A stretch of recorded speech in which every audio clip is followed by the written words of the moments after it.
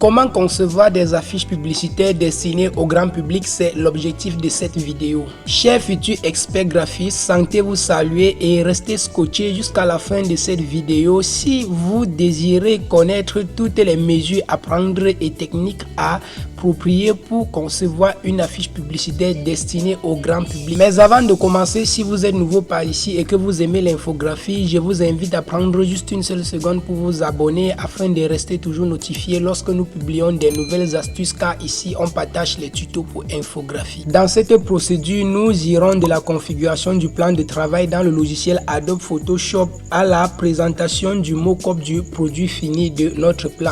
C'est parti. Pour ce travail, j'ai dû d'abord recenser tous les éléments nécessaires, à savoir ces trois images. Comme toujours, nous n'avons pas besoin de trop d'éléments pour créer un design attrayant. Et ensuite, on a ici le détail. Si j'ouvre notre détail, à l'intérieur du détail, on peut comprendre que le thème c'est affiche d'une série fictive. Donc nous allons monter une affiche pour une série qui n'existe vraiment pas. Le principe ici c'est tout simplement de comprendre, de maîtriser la technique de conception des affiches publicitaires destinées au grand public. Donc la série est fictive, le nom de la série c'est Éléphant, 10 saisons, la situation c'est disponible sur YouTube et Amazon. La taille de notre fichier est de 3 mètres par 1,70. Voilà. Maintenant, nous nous rendons dans le logiciel Adobe Photoshop. On va procéder à la configuration de notre plan de travail. Pour cela, on va cliquer sur Fichier, ensuite Nouveau. Ou encore, on procède par le raccourci clavier CTRL plus N. Ça va toujours faire la même chose. Voilà. Étant donné que nous sommes sur un travail où à la fin on va imprimer, on a quelques recommandations à respecter. Donc la largeur, on a dit c'était 3 mètres. Donc ici nous sommes sur l'unité de mesure, le centimètre. Donc ça va faire 300 cm. Et la hauteur en centimètres, ça va faire 170. Et pour ceux qui n'ont pas de machine assez performante pour respecter ces dimensions, vous pouvez travailler à l'échelle. Si vous travaillez par exemple à l'échelle 1 sur 5, vous allez tout simplement diviser 300 par 5. Si c'est à l'échelle 1 sur 3, vous allez diviser par 3. Bon, passons directement à l'action pour vous montrer exactement de quoi il s'agit. Donc ici, si je travaille à l'échelle 1 sur 3, je divise 300 par 3. Ça va me faire directement 100. Maintenant, ici, je divise 170 par 3 également. Ça fait 170 divisé par 3 égale 56,66. Voilà. Ça va nous faire 56,66. Et le mode colorimétrique, on reste sur CMJN. La résolution, ici c'est la résolution plutôt. On a fait une petite erreur, on renvoie ça à la hauteur. Coller la résolution, on va laisser notre résolution à 300 pixels par pouce. Et on va cliquer tout simplement sur créer. Voilà notre affiche. Voilà quelle est notre affiche. Voilà. Maintenant, nous allons composer une affiche destinée au grand public, c'est-à-dire il faut savoir comment structurer les informations. Pour une affiche destinée au grand public, on ne doit pas trop écrire. On peut utiliser beaucoup d'images, mais pas trop d'écrire, parce que une affiche destinée au grand public est présentée aux personnes qui sont susceptibles d'être en train de se déplacer. Par exemple, vous êtes même en voyage, en bordure de route, la plaque est positionnée là, vous êtes à 100 mètres. Il faut qu'avant de traverser, que vous ayez compris tout le message que la plaque voudrait vous annoncer. Donc, c'est la raison pour laquelle nous n'allons pas trop écrire. On va juste présenter l'objet. L'objet est disponible, donc l'objet et son état, tout simplement. Et pour cela, pour notre série, on doit créer un petit cover à positionner à gauche et le détail de notre sortie à droite. Donc, au lieu de monter le cover ici, je préfère créer un autre petit fichier nouveau. Cette fois-ci, je vais créer un fichier à l'unité de mesure, le pixel. Donc, je vais créer un truc de 700 par 700 pixels. Voilà, et cliquez sur créer. Maintenant, la chose à faire, c'est d'importer tout simplement mes éléments. Donc, je commence par le premier. Je clique, je glisse dans Photoshop et puis je valide. Voilà. Comme d'habitude, nous allons utiliser notre méthode de détourage. On désactive d'abord l'arrière-plan. On voit qu'il y a un fond blanc là. On va cliquer sur sélectionner, ensuite sujet. On patiente que la machine fait le travail à notre place. Donc si c'est nous-mêmes qui devons détourer, ça va prendre au moins 5 à 8 minutes. Donc comme c'est la machine, on lui donne tout simplement quelques secondes afin que le travail puisse être fait. Voilà, on patiente. Voilà, une fois que le détourage a été fait, nous allons tout simplement faire un CTRL plus J sur notre clavier tout simplement. Voilà, une fois qu'on a fait CTRL plus J, notre sélection est dupliquée et ensuite on peut supprimer le calque initial. Voilà, il n'y a plus d'arrière-plan. On va aller chercher prochaine image, on clique, on glisse dans Photoshop, on procède à la même procédure. Voilà, sélection, ensuite on se rend dans sujet. Voilà, une fois qu'on a fait, on va encore faire CTRL plus J. Ensuite, on supprime le calque initial. Voilà. Maintenant, il faut mieux positionner nos personnages. L'autre est en entier, l'autre est en portrait. C'est-à-dire, les deux doivent être rognés en portrait, redimensionnés. Voilà. Pour cela, je vais prendre l'outil rectangle. Je viens sélectionner ce monsieur. Non, je vais le sélectionner à partir d'ici. Je coupe directement au niveau où les bras sont croisés, comme l'autre monsieur. Et ensuite, je vais tout simplement faire CTRL J et je supprime le calque initial. Voilà. Maintenant, ce que je fais, dans l'objectif d'avoir les mêmes dimensions, je peux positionner comme ceci. Je règle comme ça.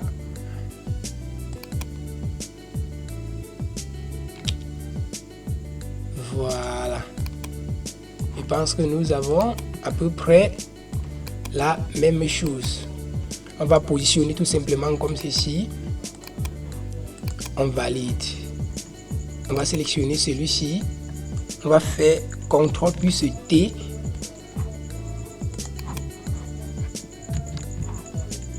On sélectionne d'abord son calque. On va faire CTRL plus T. Ensuite, clic droit dessus, symétrie, axe horizontal. Voilà. On positionne comme ceci. On va sélectionner l'autre gars. On va encore faire CTRL T. Clic droit dessus. Ensuite, symétrie, axe horizontal également. Voilà. Ça nous donne ce dont nous avons besoin. Voilà. On va positionner tout simplement comme ça. Voilà. Les deux sont bien placés. On va aller chercher une autre image ici. On glisse dans Adobe Photoshop. Voilà. On va glisser tout simplement comme ceci. Voilà, en appuyant la touche Alt. Puis on valide. On va renvoyer le calque de notre éléphant en arrière-plan. On va dupliquer le même calque, CTRL plus J. On prend puis on positionne au-dessus. Voilà.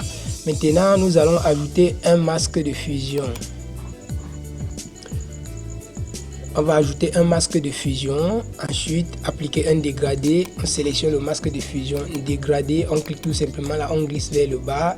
Non, on glisse plutôt vers le haut. Voilà, comme ceci. Voilà.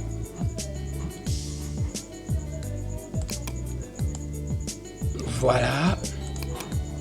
On sélectionne ce calque. On le descend encore légèrement.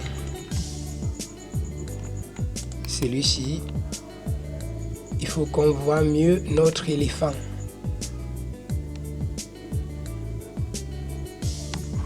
Voilà. On va encore prendre l'outil. Voilà. On va laisser comme ça. Le titre de notre série, c'est tout simplement éléphant. En majuscule, éléphant. Voilà. Le titre, c'est éléphant. On n'a pas besoin de trop compliquer. On positionne tout simplement là. Voilà, éléphant. Ensuite, on va ajouter en bas 10 saisons.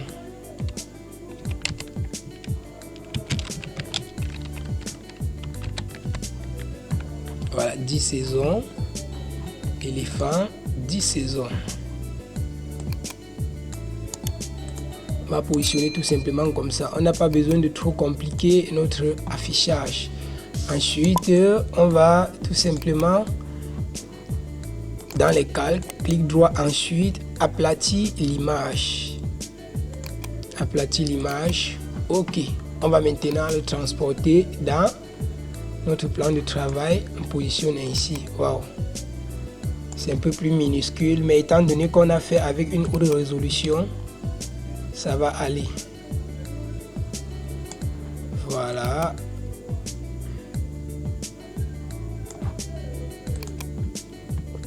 On valide. Voilà. Maintenant, de côté, on va tout simplement ajouter les informations. Il s'agit de quoi? Votre nouvelle série. Votre nouvelle série. Votre nouvelle série. On doit donner la couleur qui va avec notre cover.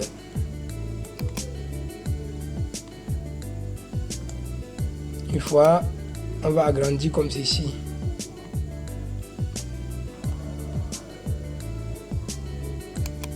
Après, on va cocher comme ceci. On agrandit encore légèrement.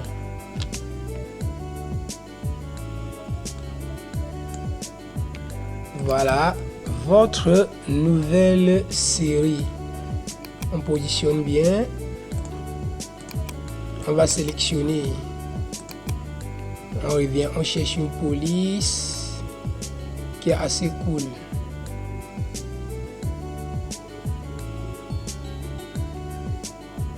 On cherche une bonne police.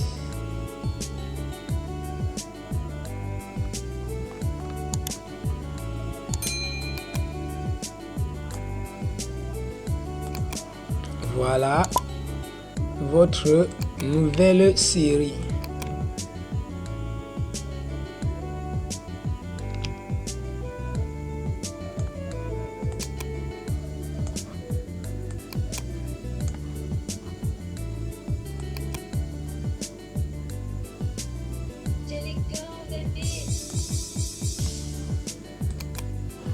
Maintenant ici, on se rend compte que votre nouvelle série, c'est pas très lisible. Donc ici, qu'est-ce qu'on veut vraiment transmettre comme idée? Le point phare, le mot phare c'est quoi? C'est le mot série. Donc nous allons un peu mettre en évidence le mot série. On va le couper là. Voilà. On peut maintenant essayer d'étirer encore ici.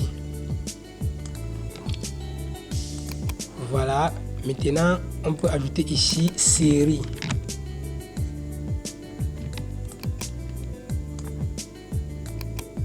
Voilà. Déjà on peut même ne pas lire votre nouvelle, mais on comprend déjà directement que c'est une série, que la fiche est en train de présenter une série. On va lui donner une couleur différente. Je lui donne la couleur rouge. Voilà, pour une nouvelle série, on met tout simplement disponible.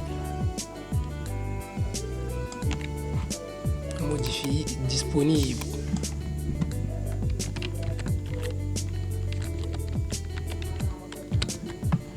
Disponible. Voilà, on sélectionne l'ensemble. On va les faire baisser légèrement. Voilà, où est-ce que notre série est disponible? C'est sur Amazon et YouTube. On va tout simplement positionner à ce niveau les logos, les différents logos. On sera dans mon dossier qui contient les logos. Bon, ici j'ai les logos. Voilà, on a tout simplement le logo de YouTube et Amazon. On positionne tout simplement un logo YouTube. On va également positionner le logo d'Amazon.